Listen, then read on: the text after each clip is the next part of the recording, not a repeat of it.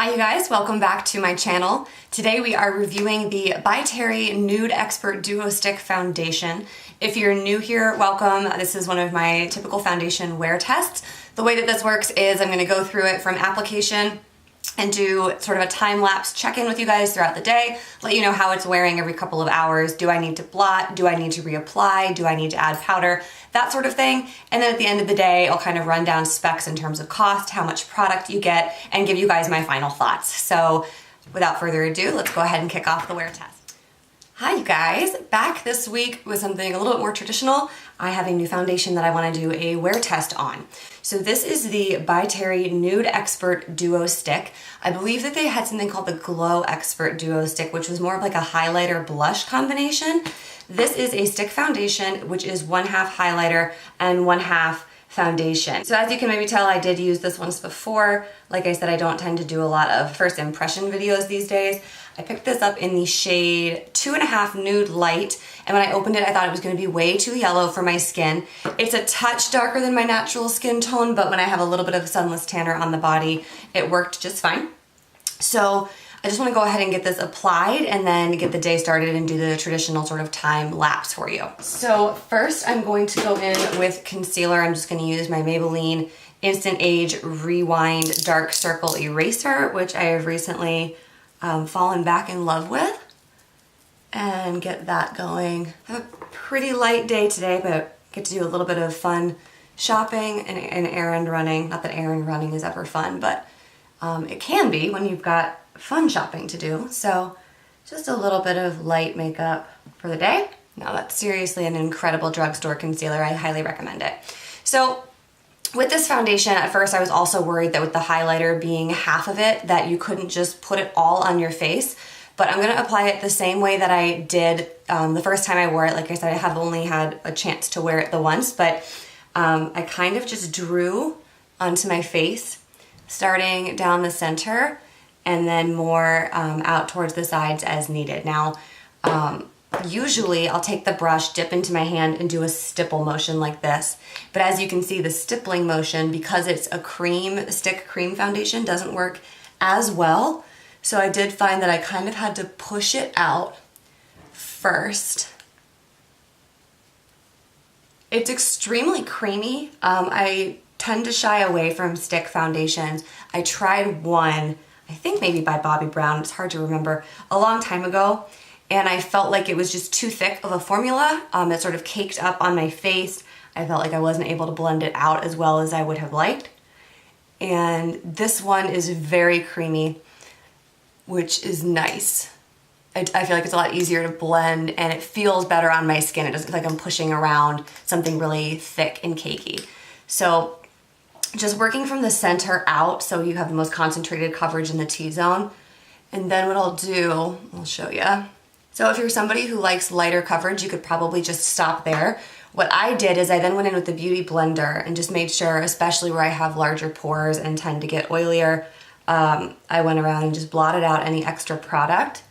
But then where I felt like I maybe wanted some more coverage back towards the cheek, I actually just took the Beauty Blender right onto the stick, and you can kind of see there it still gives you a good way of applying. So you can kind of layer it up. It's definitely a medium to full coverage foundation, which I really like. I also like that the glow half of the stick kind of keeps it from being too matte. I think that might be the other problem that I had with previous stick foundations, is just that because it is just such a thick formula, without that glow kind of built in, and without a good way to really sort of like add illuminating drops to it, to do it yourself, you ended up with this very like flat, one-dimensional kind of look, and I didn't care for that. All right, so I'm pretty happy with where that is. I'm gonna go ahead and set it with my Clinique loose powder that I'm still using, even though, like I've mentioned before, I have decided that I think it maybe oxidizes or just isn't quite completely transparent as it claims to be, but it still is probably the best setting powder I have tried. So until I decide to try something else that works as well and is truly transparent, sticking with this guy. So I use that smaller brush to kind of get under my eyes, around the nose, in that area, I go in with a much denser, thicker brush, or sometimes a beauty blender to set the rest of my face. So this one is just by e.l.f. actually. It's one of their, I think it was technically marketed as the foundation brush because it is very dense, but I like it for powder, and I also like it for blending like bronzer and cheek powders and things like that. So now the powder is set, the foundation is on. What I'm hoping you guys can kind of see is just, I've got a nice glow right now without anything else on my face with a mattifying powder on. That duo stick with a half highlighter, half foundation is kind of like the equivalent of dropping liquid foundation onto the back of your hand with a drop or two of illuminizer. I like that it's all in one product, and I was kind of worried that, you know, maybe I'd end up with too much glow on one side of my face but not the other, but it all works out really nicely and evenly. Also, as I'm hoping you can see, very much medium to full coverage here, which I like. That's on point for me. So that is where we are starting. It is, let's see, it is exactly 10:30 on Sunday morning. So what I'm gonna do is just pop on eyebrows, mascara, probably a little bit of bronzer, and go about the day, and you know the drill. I'll be back in a couple of hours. Hi you guys, so it's been almost 2.5 hours here, and I'm really noticing no change, and I have been on the move. I actually went out today, we bought a weight set, a barbell with some plates.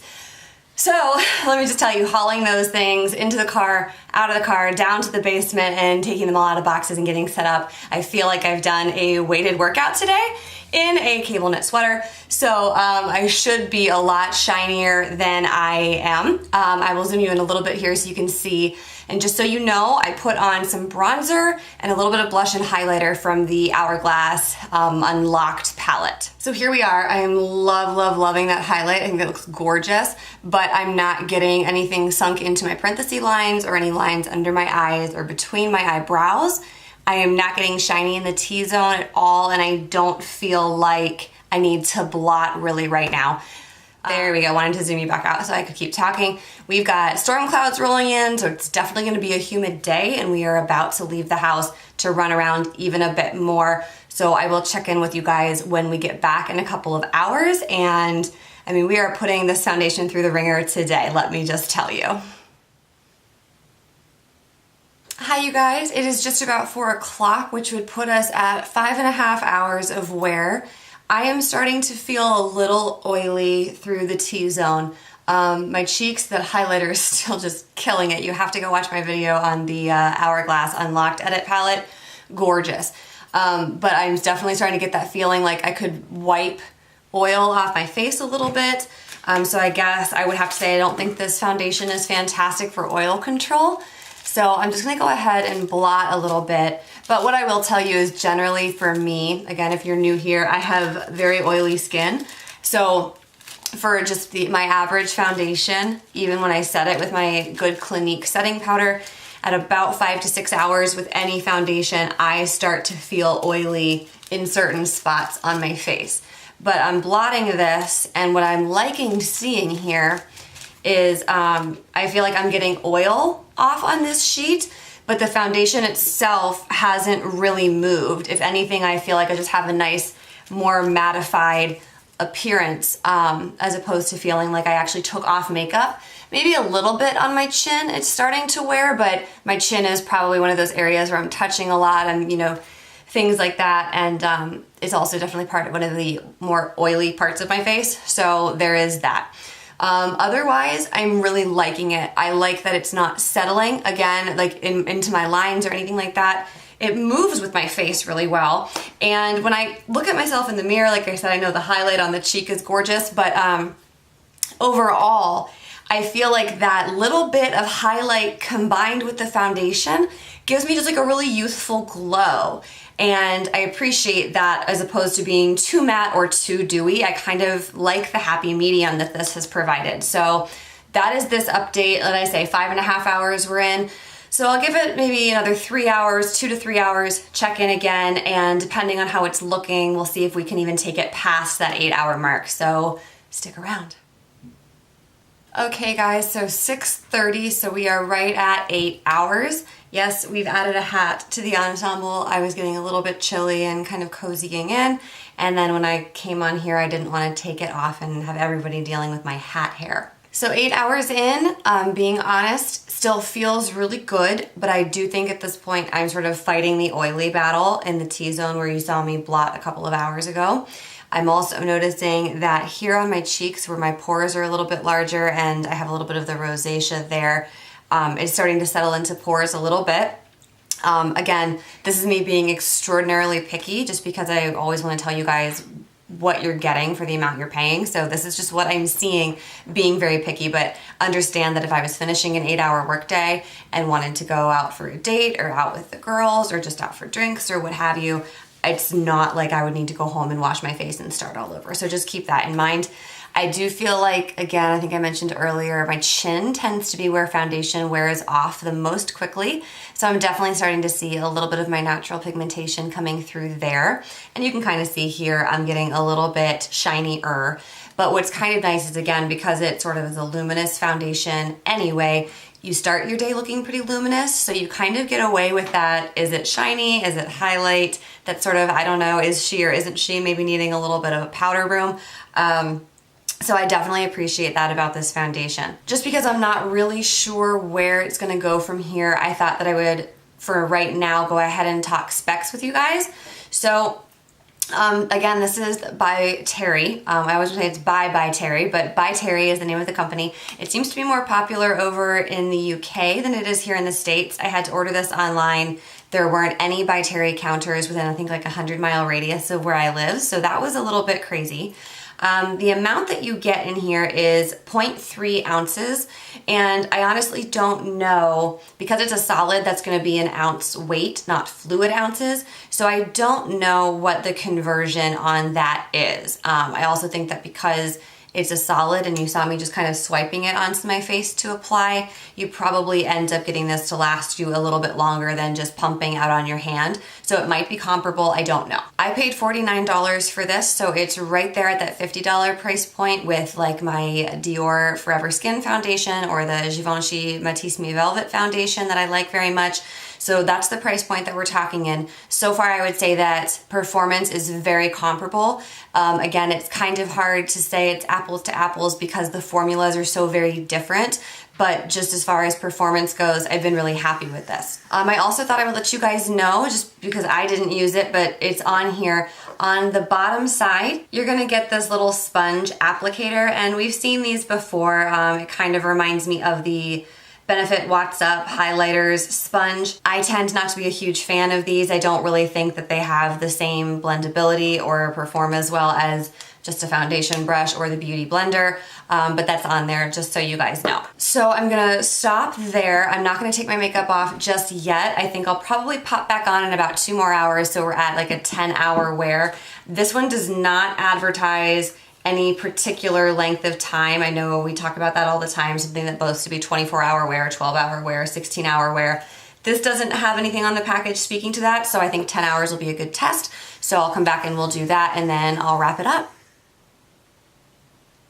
Hi guys, so this is gonna be my final check-in for the night, 9 o'clock. So that's what, about 9.5 hours? No, 10.5 hours.